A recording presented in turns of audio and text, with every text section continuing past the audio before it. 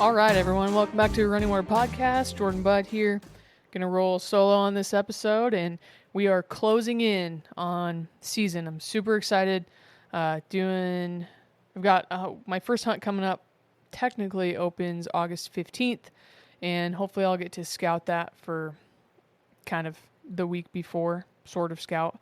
But I have a plan for that. I am gonna go probably the next episode, going to go over my total gear list and kind of what I'm planning for that type of hunt. Plan to be super mobile, kind of in and out of different spots until I find deer, just because I haven't been able to scout that all summer and like really, find a deer to narrow down on. So I have a lot of country to cover in a short amount of time. I'm just going to end up bouncing in and out, but I'll go over that kind of in a future episode and my entire gear list of kind of what I'm planning for that.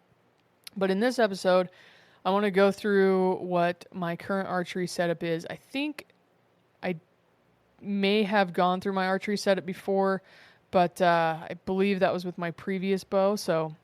And I changed like a couple of things I'm going to go over. So wanted to dig into that. But before I go into that, I wanted to just like touch on a couple of things.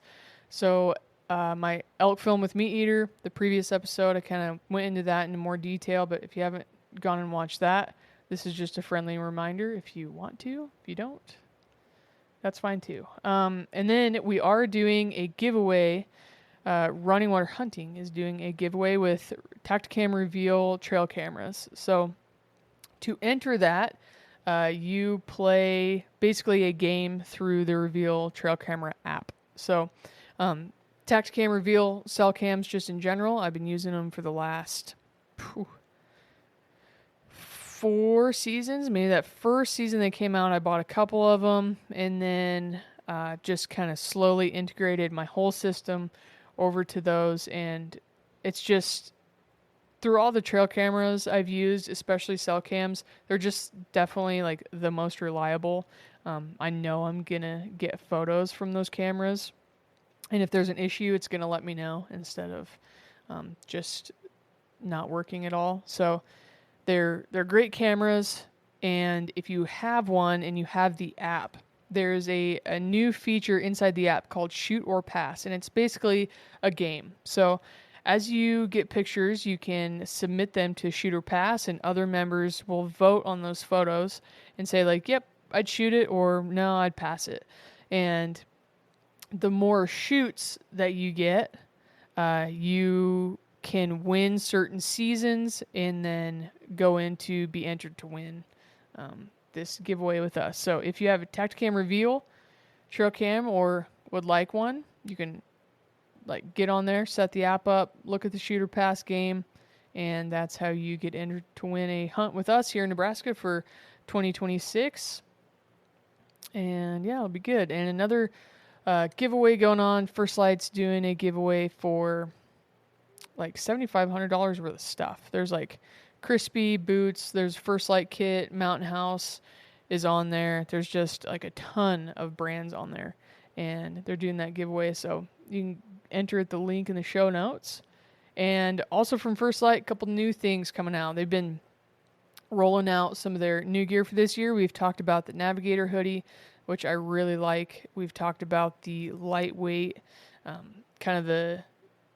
they have like the Origin mid layer, that fleece mid layer. This is like a slim down, lighter version of that, which in my opinion is the choice for backcountry hunting. So we've talked about those before, but they have a couple new ones out. So a new puffy jacket and a new soft shell, which people have been asking for a long time, including myself. So I'm going to do the soft shell first.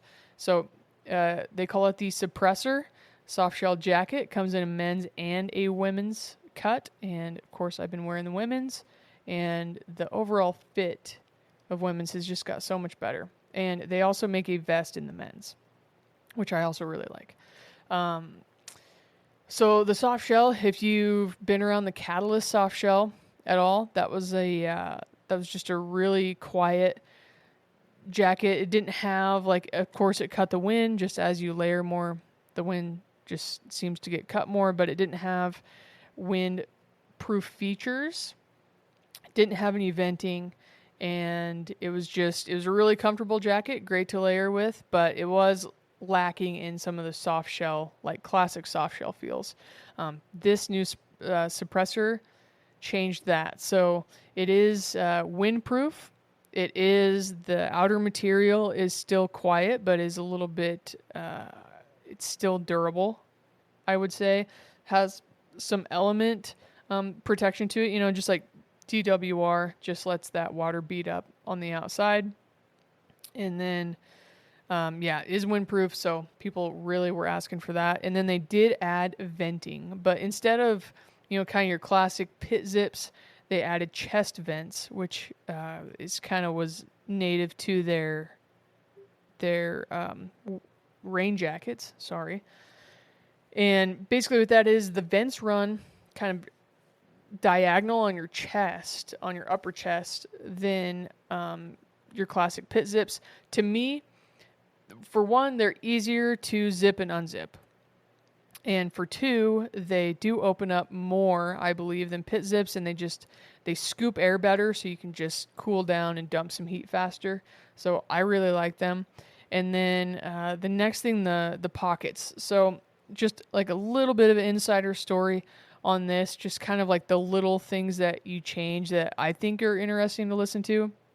So the very first prototype I got of these, they just had, your regular pockets that you can think of for a soft shell, like, lower, just easy to put your hands in and out of.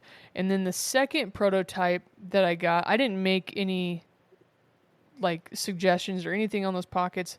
The next prototype I got, the pockets were really high, but the idea being so you can still like obviously use them when you have your pack belt on. But with those ones, they were too high in that when you have your bino harness on, which you have your bino harness on more than you have a pack on, you couldn't get to those pockets with your bino harness. So I kind of spoke up about that and was like, you have your bino harness on more than anything, especially I think anytime you're going to be wearing a soft shell, like you're going to have your bino harness on over the top of it. So those pockets need to be accessible. So they actually did move them. They told me they were going to, but I hadn't seen any version of it until they came out with the final.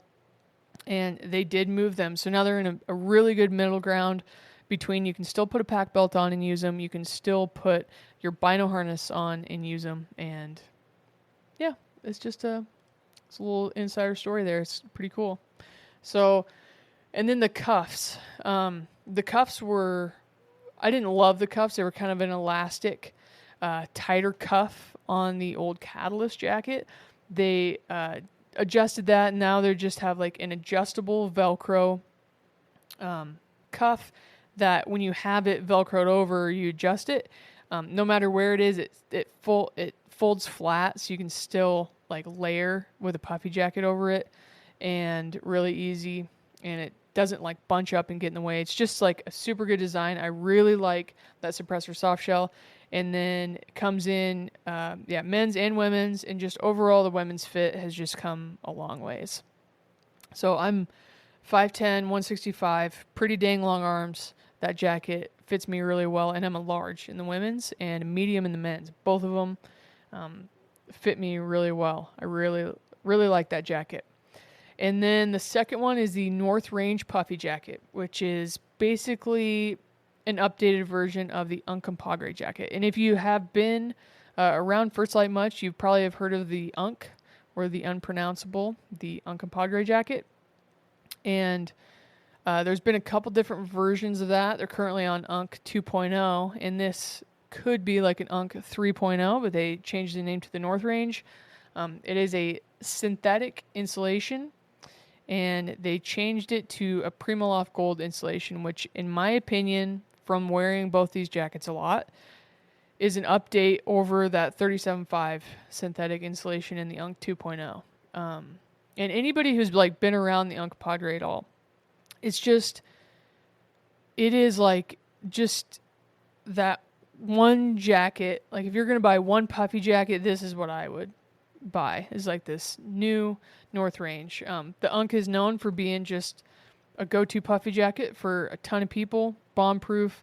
That synthetic isn't going to go down on you as far as like compressing down with if you get wet. It's just great. But this new updated insulation with the Primaloft Gold is just an overall update, in my opinion. From wearing both these jackets, the Primaloft seems to stay a little loftier, therefore just resulting in better warmth. And yeah, it's just good. So there's 133 grams of that insulation, 23 ounces total weight of the jacket. And then a couple features that they have changed that I do really like. So your basic zippered hand pockets, they are a little elevated. So if you have a pack belt on, you can still get into your pockets. They have chest pocket, and then in the inside, there's a mesh pocket that you can, it's like a mesh stretchy pocket. So you can put like gloves or your phone or whatever you want to in it. But with that mesh, say like you have a beanie on and you're hiking up and it kind of got wet, you can toss that inside that mesh pocket, and the heat from your body will help dry that beanie out. So that's a good feature. Another good feature, they went to a drop hood that is removable. So the hood zips on and off. Whether you're a hood person or not, you can now just kind of choose which direction you want to go. And with that drop hood, what it's really good for is it basically separates the collar from the hood. So if you do like having a hood, but at the time you don't want to use it, you want to zip up to get the best seal around your neck to keep your warm air into your body, you can do that, and it seals up really nice and comfortably, but you don't have a hood that's like also trying to bunch up in the back of your neck, and because the hood's trying to go up as well as you do the zipper. They're now basically like two different, they're just two different pieces, basically. So I think that's, the cuffs. I did want to talk about the cuffs. So on the Unk 2.0, kind of like the Catalyst jacket I was just talking about, they had elastic cuffs that really sucked around your wrist. And there is an argument for that, of like, if you have that, then the cold air isn't going to go up your sleeve. In my opinion, it was kind of a pain in the ass because that elastic cuff would always get around your watch, my watch anyway, and it would also suck around any layers that you had underneath. And so when you went to take it off, it always try to like take layers with it, or the sleeve would always go inside out, and not that big of a deal, but it was just like kind of a pain point for me. So they changed the cuffs on the new North Range. They have a bigger opening than the previous version, and they just kind of end. Like there's no adjustability to them. There's not any like different material down at the cuff. The material of the outer piece of the jacket basically just kind of folds over, is sewn in, and stops. For me, I think that that's great. It's easier to get on and off. If you do wear a watch, you're not like battling trying to get it out and then getting it stuck when you take it off. And, overall, a puffy jacket is going to be layered over stuff, and those other layers should be more form-fitting around your arms, therefore just keeping any of that cold air from being able to get up your arms anyways. So, to me, like, all good things. This jacket, the North Range, I would say if you have like a really lightweight puffy now and you're looking to get into something that can take you deeper into the late season, or if you're just in the market for a puffy jacket that's kind of like the bomb-proof do-all, like not bulky, not super bulky to pack into the early season, but is still warm enough that you can layer under it in the late season and get by, the North Range jacket is what I would point you towards. So, now that we're through that, I would like to go through my archery setup. So, I have a couple of archery hunts coming up this year. Drew an Idaho tag that opens August 15th. And it's not like a super special unit, it's a general unit, but basically drawing that archery tag just lets me start a couple weeks earlier, which I have never shot a velvet buck to this day. Came close on the Utah deer, but he stripped by the time I went back and actually got him killed. So I'm super just pumped to be able to shoot a buck in the velvet, or have a better chance at shooting a buck in the velvet at least. So really excited about doing that. I have a South Dakota mule deer tag in October, so that is going to be archery. And yeah, just been doing more rifle hunts the last few years, and just trying to dive back into archery. So really, really excited. I've changed some things. Actually, I had to get a new bow completely a couple years ago, partially because I'm kind of an idiot and just wasn't paying attention, and partially because people suck and they stole it. So I guess basically what happened, we were in Colorado on an archery hunt. We were hunting this little section of BLM, trying to catch some elk coming off of private onto public. There was at least one other set of hunters in there hunting them as well. And we got done for the morning. And the guy I had a camera guy with me, and then the guy that we were with was kind of hunting a different area. Me and the camera guy got back to the vehicle early, and it had been pretty cold in the morning. We'd been running around trying to cut these elk off, so we were pretty sweaty. It was starting to warm up. So as we were waiting, we kind of just splayed all of our gear out all over the place. When the other guy got back and unlocked his vehicle, we packed up all of our stuff, and I looked in the back seat, saw my fletching color, and saw the cam of a Mathews, and said, all right, I got my bow, good to go. And in about an hour, I was like, where's my bow? There's only one in the back seat. And in kind of all the, whatever, and catching up from the morning and just packing up other stuff and apparently not paying that much attention, I left my bow. We went back to that spot and it was gone. Looked around, asked people at camps, and nobody had seen it. So either somebody stuck it in a tree and I still just didn't find it, or somebody stole it, which kind of is what I think happened. So with that sob story, that leads me into, I had to get a new bow. So previously I was shooting a Mathews V3X. Really liked that bow. I had it set up with a Hamskea rest and a black gold Backcountry Hunter 5-pin on a slider. And then what else did I have? I had Mathews that year had come out with their own quiver that fit super tight to a bow, really similar to a tight spot, which I used before, so I just got that. And then they also came out with some new stabilizers, so I was using just a Mathews front bar, I think a 12-inch. And so that's kind of how that was set up beforehand. So when I knew I wanted to stick with Mathews, because I've bounced around a little bit, gone to PSE, I've shot Hoyts before. I liked the Hoyts. Didn't really like the PSE personally. And the Mathews, to me, I always just shot them the best. They always felt the best to me. So I decided just to stick with that and not change. I bought a Mathews Phase 4.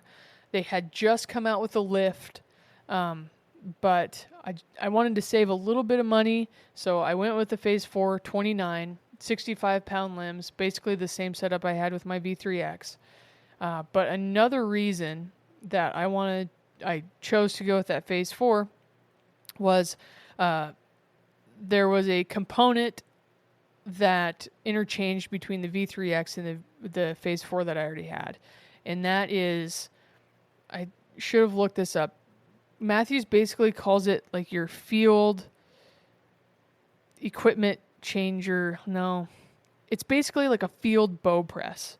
So what it is all it is basically a length of bowstring, and they have these little hooks on your on your cams that you can attach this to, and it basically takes tension off of your string, so it kind of acts as a press, a field bow press, that you can let that tension off your string and you can fix things like your peep sight.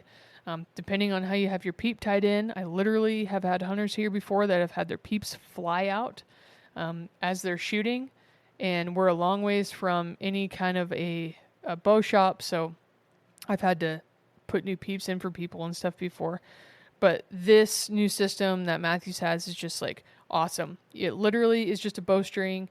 You can put it in your field kit on a backcountry hunt. It weighs nothing, and it can just save you like so much time. So kudos to Mathews for coming up with something like that. But I already had that string, and it was interchangeable between the V3X and the Phase 4, and it wasn't between the lift. So I just chose to go with the Phase 4, save a little bit of cash, and yeah, it's a great bow. So with that, I had to get a new rest, and I had gone to the Hamskea rest, but I had used the QAD Ultrarest in the past, and I really liked that QAD. I think I've just been around it more. The Hamskea is an awesome rest. It's the one I was using was limb driven. This QAD, and it was really easy to set up. But this QAD comes with that little clip to clip around your cable. Some people prefer to integrate that into the cable. So basically press your bow, split the cable, and be able to put that in and just tie it in a little tighter. You don't have to worry about it loosening up. In my opinion, there's all kinds of things that can happen in the backcountry that cable can get snapped between your rest and whatever. So I want to be able to adjust it. So I just use the little clip that comes with those Ultrarests, basically, so I can make adjustments to it as I need to, and not need a press, because I don't have a press. I've considered getting them. It's a pretty steep learning curve, and I just don't. The bows really freak me out because they're under pressure, and I know that's why you get a press, is so you depressurize them and you can make changes and stuff. I don't know. If I'm like very first setting up a bow, I like to just take it to a shop, let them do some of that stuff, double check timing, kind of get me set up. But then there's a few things that I just like to do a certain way so I can do them and make adjustments to them when I'm at home. And that's one of them. And I'm going to go through, after I go through my whole setup here, I want to go through a few things that I like personally do, because I like knowing how things work, and I like to be able to make adjustments to things, and more than anything, be able to stay in the field and not have to drive who knows how far to go to a bow shop to fix something as simple as losing a peep sight. So I'm going to go through all that later. But anyways, I went back to the QAD Ultrarest, and I paid a little extra and went the Integrate route. And essentially what that Integrate is, I think there's more bows doing it now. Mathews kind of flagship this. I know Hoyt is doing it as well. But Mathews added, instead of using a bolt to bolt your rest on, they did a dovetail. So basically on the back of the riser, there's a dovetail that this rest attaches to, instead of doing it via bolt. And basically what that does, it just kind of slimlines the whole bow, keeps it, you don't have as much stuff sticking out on the side. Just makes it a little slimmer, if that makes sense. So I just went ahead and paid a little extra and went that route. And again, just the QAD Ultrarest, for me, it's an awesome rest. I've never had any issues with it, and it's easy to adjust, easy to set up, and so that's what I do. And next, for a sight, I did have a dialed sight that I had gotten in the mail from Dialed. Yanni and I got it when we were doing the Meat Eater podcast. We each got one. I didn't have a chance to put it on that V3X. I already had that set up with that black gold backcountry hunter, and so I just didn't really want to change it. We were getting ready to go on a caribou hunt in Alaska, and I just didn't really want to change it, and so I didn't. And then I didn't for the whole season. And then when it got swiped, or I lost it, however you want to look at that, I still had that dialed. So the first thing I did is I put that dialed sight on, and I played around with it a little bit. I personally, it wasn't my favorite. I don't really know why. I know a ton of people really like them. I personally was just kind of like, I kind of want to go back to a spot hog like I used to shoot. So I did. I went, I think even through like Rock Slide Classifieds or something. I bought a Spot Hogg Fast Eddie, and I did something a little different than I have in the past. I went with a double pin and a double pointer. And in the past, I've always just ran 5 pins on a slider with my bottom pin as my reference pin. And that was just a really versatile system from elk hunting to deer hunting. I thought that was kind of the bee's knees. But I just kind of went out on a limb and went with this double pin. And basically what that is it just gives you 2 pins. They're fixed they are fixed distance apart. You can't change them.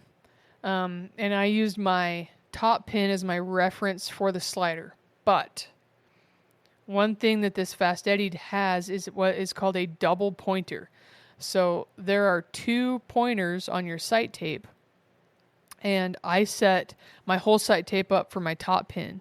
But what the double pointer does, the bottom pointer will point to where the bottom pin is. So essentially what that gives you is like 2 different ranges that you can use if like an elk is moving in and out, you get a deer out of his bed, and instead of giving you a shot, maybe he just starts walking, you don't get a shot, and he moves out and you're still at full draw. You still have a reference for a longer shot. And to me, that's important over like a single pin because you can't always make adjustments. And in that scenario, you have a buck at 40 yards and he stands up and he goes out to, 55 or whatever till you get a shot. With a single pin, you just don't have any reference. So I wanted to try to go to fewer pins, but I didn't want to be able to lose having a reference. So in my mind, the double pin was with the double pointer. It's kind of where it was at for me. So that's what I've got. Spot Hogg Fast Eddie, double pin, double pointer. So far, really like it. Haven't shot any animals with it yet, but hopefully that'll change. And then I went back to kind of the old trusty for my quiver, tight spot, 5 arrow. Those tight spots are awesome. They just fit super tight to the bow and very adjustable to whatever arrow you're shooting. And I just really like that. And adjustable also in a bunch of different ways. You can kind of use them as a way to balance your bow to you, kind of, or just however you like it. And then something else I actually don't even have yet, but I'm going to go back to is a front and a rear and a back bar for my stabilizers. So I've never used this company before, but Cutter Stabilizers. I heard them on Trails podcast with Go Hunt, Trails Game Trails.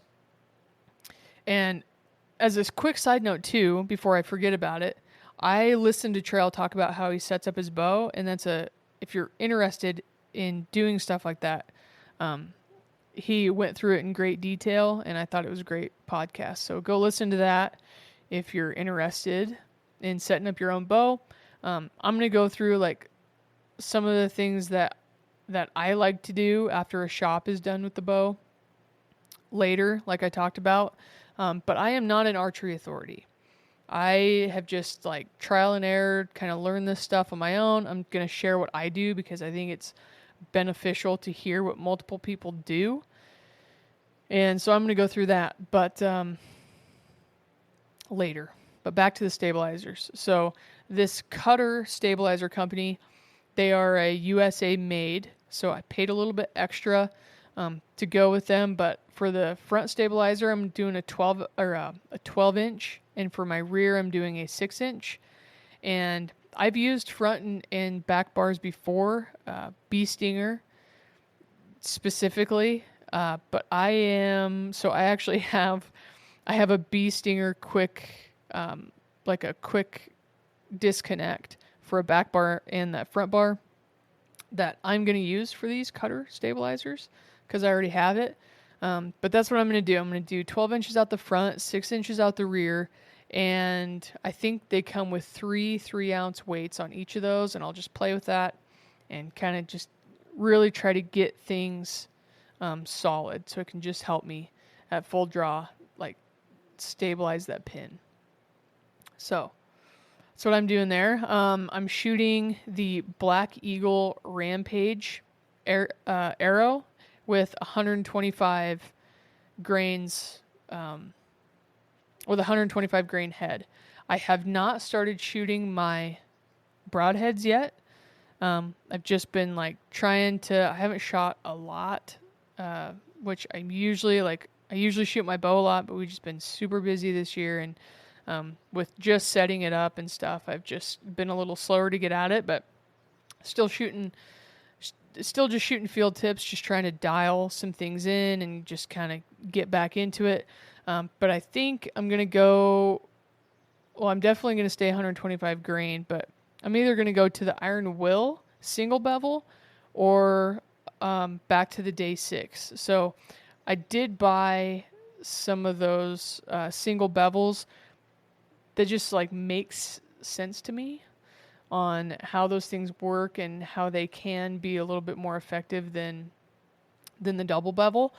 But I've shot quite a few things with that Day 6 double bevel, and I really like that. So I'm just going to shoot both of them and like see how each of them fly, how they tune up, and go from there. But overall, my total arrow weight is about 440 grains, I think.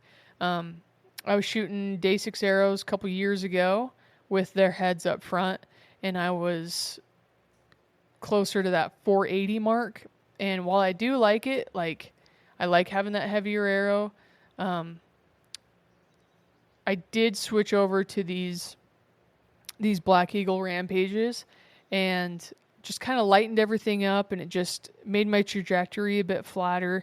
And I think with having a really good sharp head on the front, so far I just haven't seen any issues. Like I killed that caribou, killed my Utah deer, and just had pass-throughs, and I just feel like it's a little bit better setup for me, a little lighter than I've ran in the past. But I think with a super quality, as long as you make sure you have a really quality head on the front and you're tuned up well, I like that flatter trajectory a little bit better.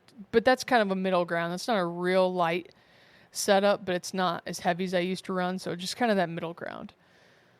I had a guy make those arrows up for me as well, and I'm running 3 Fletch with a right helical.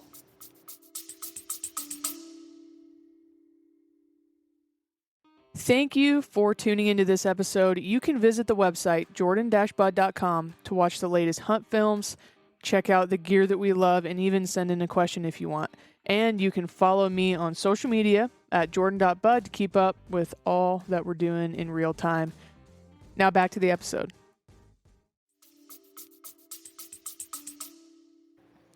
And with that, I do want to say for arrows, like, I don't have my own fletching jig. I should probably get them because they're pretty cheap and it's not rocket science. But I do like supporting some companies, and like Black Ovis has an awesome arrow builder. There's just a lot of different arrows to choose from. They'll cut them for you. They'll put the inserts in for you. You can choose a bunch of different wraps that you want if you want to wrap. They have a lot of different fletchings. You can do 3 Fletch, 4 Fletch. You can choose your offset, which direction you like it. When I was getting my arrows through those guys, I really liked just a 2-degree right offset. Just helped with that steering, but didn't give you like a crazy, a helical or anything like that. But with this other custom arrow builder guy, I basically like gave him my setup that I wanted him, or I just basically gave him my setup, like my poundage, my draw length, all those things. And he basically built an arrow for me that he thought would perform. So we got a little bit of a deal through him, through Meat Eater. And so he went through that. I think, moving forward when I'm ready to change arrows, or need to get some more or something, I'll probably just completely change things up and just go back through Black Ovis and kind of build my own arrows. It's just fun being able to build your own stuff like that too. And in my experience, they've done a really good job. So check those out if you're in the market for some custom arrows. And then let's see, make sure this is it. Yeah, the my releases. So I've shot a thumb trigger for quite a lot of years now. Been considering going to like a hinge or a back tension for, not for hunting, but just for target shooting purposes. Maybe try to just dial myself in a little bit more, but I'm still a pretty big believer in something like a thumb trigger. I really like a thumb release.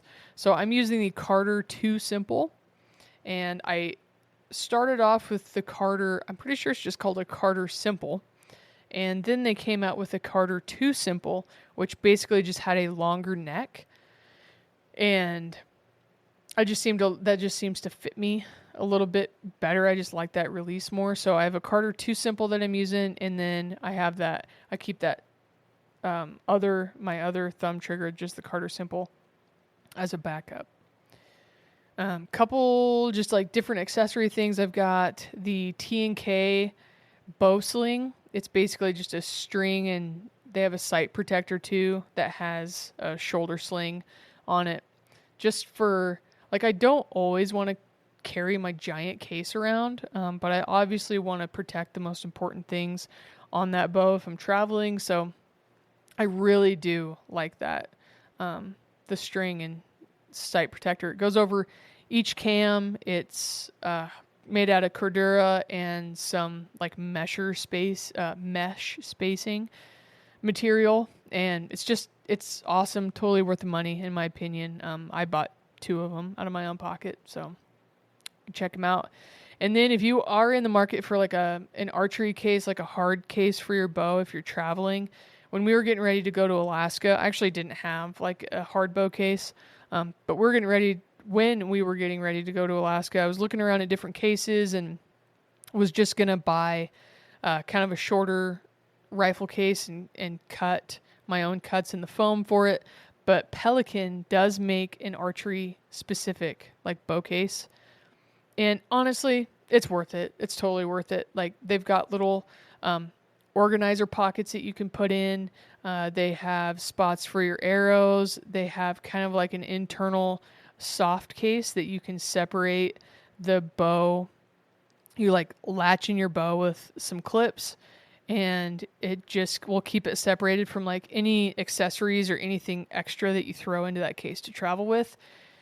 It's like $500, I think. I cringed a lot when I bought it, but honestly, it's been awesome. So that is my setup for this year. Just kind of going back through it quicker than I said it because I get sidetracked. Mathews Phase 4, 29-inch, 65-pound limbs. I have a 28-inch draw length. And then QAD Ultrarest Integrate. Really like that rest.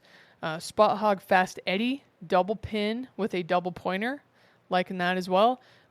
Tight spot, 5-arrow quiver. Awesome quiver. Cutter stabilizers, 12-inch front bar, 6-inch rear bar. Black Eagle Rampage arrows with 125 grain head. And I'll either be doing the Iron Will single bevel or the Day 6 double bevels with a bleeder. Carter 2 Simple release, and then capping it all off with that T&K string and sight protector. One thing too with the Carter release, I got an awesome thing. It's a little Kydex holster for the release that attaches to my bino harness. So I will always have my release like on my bino harness, easy to get to, ready to go. I don't have to remember which pocket I put it in. Or the thing about these things is like I don't have a wrist strap for it, so you can't set it down and leave it, or it can fall out of a pocket and you will leave it. That's why I always carry a backup with me, because I don't want to lose it and then not have it at all. But that little Kydex holster is freaking sweet. And I'll talk about it more, and I'm going to do a video for my YouTube as well. And social, like my Instagram as well, talking about it, but it's pretty cool. So on to like field repair kit items. I think that you should always keep some kind of stuff with you, whether it's you're going to keep it in your vehicle. I personally think if you're doing a backcountry hunt, you should keep it just in your overall kit, and just like a real basic stuff. Like we're working with strings here, like things that get cut really fairly easily. And there's a lot of abrasive rocks and snatching, with like limbs and stuff on bowstrings and breaking stuff, and like literally anything can happen. But for the most part, all this stuff to repair it is light. Like we're talking about D-loop material, serving, extra peeps, like all that stuff is light. So I'm going to go through what I carry with me in my little field kit. So first thing, extra release. I've talked about that. Second thing I've already talked about is that system from Mathews. And I am just going to look it up right now.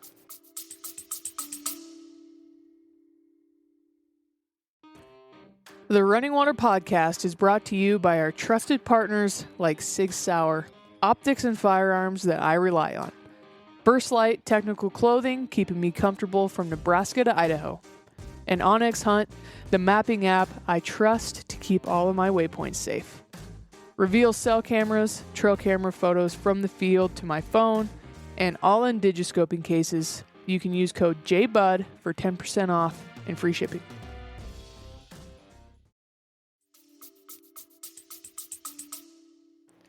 Field bow press. Okay, they call it their state of field system. And it's $40, and it's literally bowstring material. And it hooks around a spot on your cams. And basically what it does is like you take your string and you pull it towards your grip, and that will give some rotation to your cams, and you connect that system, that string, to both cams. And when you let pressure off of that string, it will keep the cams where they are. So it'll basically loosen that string, and then you can make adjustments to anything. You can make an adjustment to, you can move your peep and retie it in if you need, put a new peep in, whatever. It lets you split your string and make adjustments to it. And it's literally, like it says right here, less than half an ounce. I mean, it's awesome. In my opinion, it's just a reason to buy a Mathews in general, if you can shoot them very well. So that system, definitely bring that. Bring a little bit of serving with me. That serving is good for, I mean, obviously kind of all kinds of things. Serving like your knocking points. You can redo your knocking points.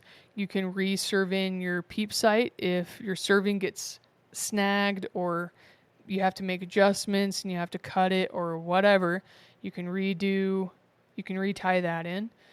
Those are kind of the two bigger things that I can think about.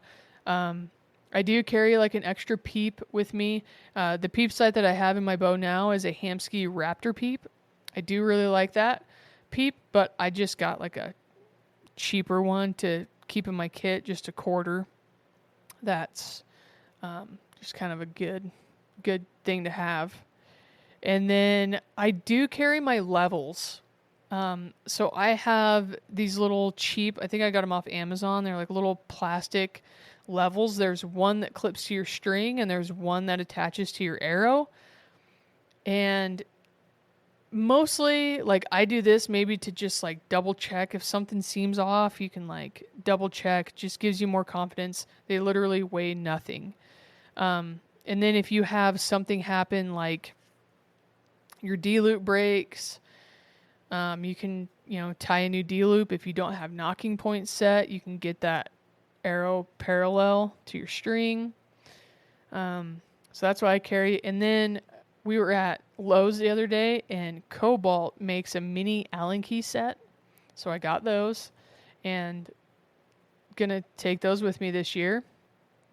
And then bring a couple field tips with me and a little bit of string wax. What that string wax is good for too is like you can put a little bit of string wax on your threads of your broadheads, and when you screw them in, it makes it a little tacky, so it's harder for those broadheads to unscrew on their own.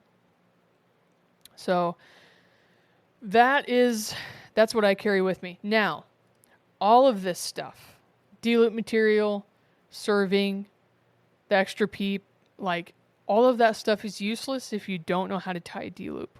So make sure that you know how to tie a D-loop. Levi Morgan and the Knock On guy on YouTube, like super, super good resources. I really like the way that Levi Morgan ties in his peep sights. It gives it a little flair, kind of looks cool, but it also just ties them in like super tight to where literally they can't move and they won't fly out. So I've taken my bow to pro shops before to kind of like get the initial setup or to do something kind of big, like if I don't know how to do it because I don't have a press or whatever. And if they do anything to my peep, I ask them to just soft tie that peep in. For one thing, with that serving, if you soft tie those, you can move your peep up and down to kind of like get it set exactly where you want it. And you can do all of that, like, you know, shooting like later at the range or something when you have more time and you don't have somebody that's like kind of waiting on you. I just have them soft tie it in so I can make little adjustments on my own, and then I can tie that peep sight in the way that Levi does, so it's nice and tight. And I just like do it myself so I know how to do it. So that's one thing. He has an awesome YouTube video showing how to do that. And then there's all kinds of videos showing how to tie a D-loop. I think he does it as well. I like the way that the knock-on guy does it. So definitely know how to tie your D-loop. Don't really skimp out. Like, don't bring a whole roll, but don't skip out on D-loop material, because depending on the rest that you use, D-loop material will work. And in some cases, I think that it is probably a sort of D-loop material that they use for your cable running from those drop-away rests to your cable or to your limb or whatever. So you want to have enough that if something happens and that gets broken, you can have enough to fix that. So that, and then you're serving, know how to tie in some certain things like I'm talking about with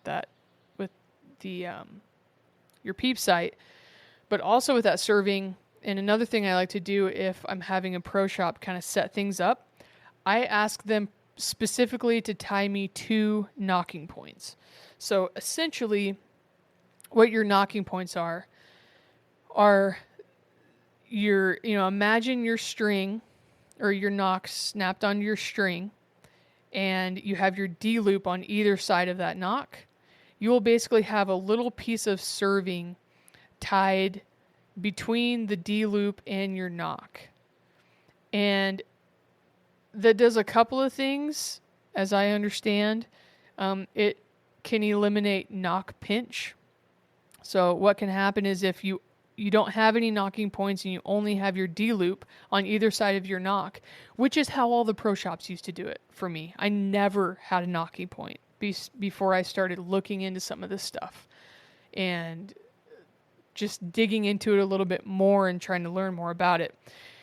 If you only have D-loop on the side of your knock, when you draw your bow back and that string bends right at where your knocking point is, the D-loop can actually pinch your knock and it will make inconsistencies in your shots.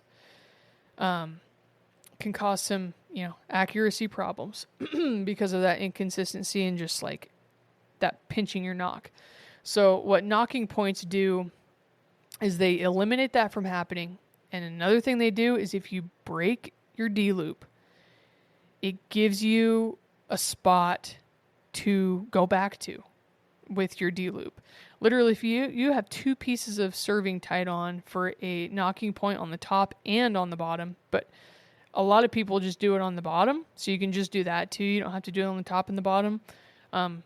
It makes sense to me to have them on the top and bottom, so that's always what I ask for. So if they're setting it up, I literally always ask. I'm like, hey, can you tie me a nocking point for the bottom and the top of my knock? And they'll like do it no problem, but maybe that's not how they usually set it up, or maybe they're not going to do anything extra if you don't ask them to, but if you ask them to, they'll definitely do that for you. But yeah, it eliminates knock pinch, and it gives you, more importantly in my mind, a reference point to reference if your D-loop gets broken in the field and you have to retie your D-loop. So those are a couple things that I always have a pro shop do. And I think, let me see.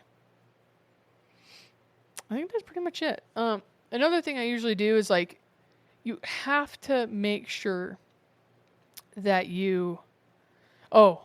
this is a big deal. Before I get to, I'll just keep going with this. You have to shoot your broadheads before you go into the field. Real important thing, because depending on the broadhead and depending on your tune and a bunch of things, like your broadheads can be hitting way different than your field tips. The goal is to always have things tuned to where your broadheads fit or hit where your field tips are. But if all you do is shoot all summer with field tips and then you screw on your broadheads literally as you're going into the field, like you can be shooting low left with those things and it'll cause you to miss or wound a deer, and we don't need any of that. So make sure you shoot your broadheads and tune in your broadheads. Usually that's just going to require like moving your rest, but there's way better podcasts on doing all of that, and YouTube videos on how to do all that you can reference. That's way better than me, but just make sure you do it. And then another thing that I like to do when I leave a pro shop is double check all of the leveling on your sight. Second and third axis especially. And there is a tool that Hamskea makes, just a Hamskea level tool. They have like a third axis level tool, and then they have like a pro level tool that does all kinds of stuff. But essentially what that third axis is like, I like to think about it as like your sight can move like a wobble. Like, not that anything's not tight, but your whole sight can move. Like the left side will come to you and the right side will go out. So like if you're grabbing something and wobbling it, like your whole sight can move like that. And basically that is your third axis adjustment. And what happens is if you don't have that set and you're shooting at angles, your level will actually not read correctly. So it'll make you level incorrectly and it will throw your shot off by a lot, depending on how far it is. Like you can be feet off. So third axis leveling is super, super important. So if a bow shop is setting your bow up, trust them to the point, like trust but verify. So verify that everything is level on there, especially that third axis. Especially if you're mountain hunting and you're shooting down. It can even happen the same in a tree stand, although if you're at that much of an angle, you're probably pretty close, so it's not going to be as noticeable, but it can definitely make a difference. So level. Trust but verify. Always make sure that is set up. So that is a run through of my archery setup, my stupidity from a couple of years ago, losing my bow, but kind of allowed me to jump back in to, I don't know, the archery game a little bit. It's always fun, like building out a whole system. It's not fun paying for it, but it is fun building out a system and just understanding the equipment you have, how it works, and just being ultra confident in that system going into the field. So, yeah, that's my setup. Probably last thing I'll talk about, I'll do the whole gear rundown, but last thing that goes with archery equipment is a rangefinder. So I have a Sig 8K. It's a handheld rangefinder. One update that they did is they now have an archery mode in that rangefinder, and like the 5K has it, the 8K has it, the 10K binoculars have it. I think the 3K binoculars have it as well. They have like the image stabilizing one has it as well. And basically what the archery mode is kind of like a ballistic profile for your bow based off of your arrow speed. So if you can shoot your bow at a chronograph, get a speed out of that, you can go over to archery mode, input that speed, and then that will give you a very reliable cut chart for angles. So just like a gun or anything, if you're at a really steep angle, the gravity that is affecting that arrow is on the distance, the straight distance, let me see how to explain this. It is your straight distance from you to the animal, not the distance, not the line of sight distance. So you can be at a really steep angle and it could say that, hey, this deer is 60 yards, but the actual gravity distance that gravity is affecting from you to the animal might only be, this is extreme, but it might only be 40 yards. So if you aim for 60 for your line of sight and the gravity is only affecting that arrow for 40 yards, well, you're going to miss him high every time. So you need a reliable system to be able to cut that distance. Now, a lot of rangefinders will do that, but Sig having the archery mode that isn't only cutting it just for the distance you're at, but actually makes some adjustments based on what arrow speed you're shooting is huge. I mean, just overall impacts the accuracy that you're going to shoot, the accuracy of the range that it's giving you, and therefore you're just going to shoot much more accurately. And just having all these things is just like adds confidence, and that's really most of what a lot of this is the confidence of you've been shooting all summer, you know how your equipment works. You know, after a week of pounding around in the mountains and not shooting, when that opportunity does pop up, opportunity might be 20 seconds. You have the confidence that all of your equipment is tuned in where it should be.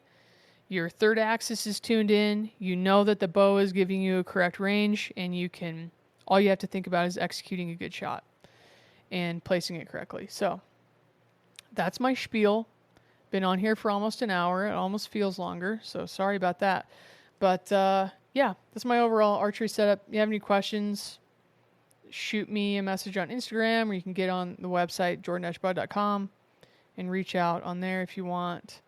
But yeah, that's all I got. Future podcasts, I'm going to go through my gear list for the backcountry archery hunt this year, and then gonna just keep trying to do that as I dive into hunts. And then this summer, I would also really like to do a little podcast series on picking out gear that is, correct for the hunt or things like that. I have a lot of like new followers on Instagram that when I do questions, they're asking like a lot of, very basic questions. And I think some podcasts just dive way too deep to start with. So, folks might not really understand the gear piece just from the basics. And I want to try to just make that more clear so people can make better buying decisions. So I'm going to try to do that as well. So if you have any questions or things you'd like to add on that, just get a hold of me and I'll do them as soon as I can. So hope everybody has a great rest of the summer and is getting ready for season.